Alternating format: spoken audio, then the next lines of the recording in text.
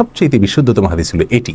আর সেটি হলো এই যে বুরায়দা রাদিয়াল্লাহু আনহু বর্ণনা করেছেন, এক ব্যক্তি নামাজের মধ্যে একবার কিছু বাক্য বলে উঠলেন। নবী সাল্লাল্লাহু আলাইহি সাল্লাম তার কথাগুলো শুনলেন। তিনি বলে উঠলেন, আল্লাহুম্মা ইন্নী আসআলুকা বিআন্নী আশহাদু আন্নাকা আনতাল্লাহ লা ইলাহা ইল্লা আনত আল আহাদুস সামাদ আল্লাযী লাম ইয়ালিদ ওয়া লাম ইউলাদ ওয়া লাম ইয়াকুল লাহু কুফুয়ান আহাদ।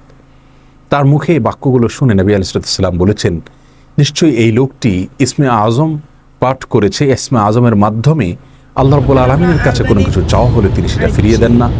এর মাধ্যমে আল্লাহকে ডাকলে তিনি অবশ্যই তাতে সাড়া দেন।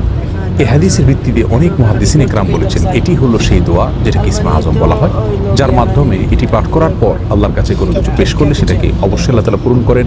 মনের যে কোনো ভালো আশা আল্লাহ তাআলা পূরণ করে থাকেন। দোয়াটি আবারও বলছি, আল্লাহুম্মা ইন্নী আসআলুকা বিআন্নী আশহাদু আন্নাকা আনতাল্লাহ লা ইলাহা ইল্লা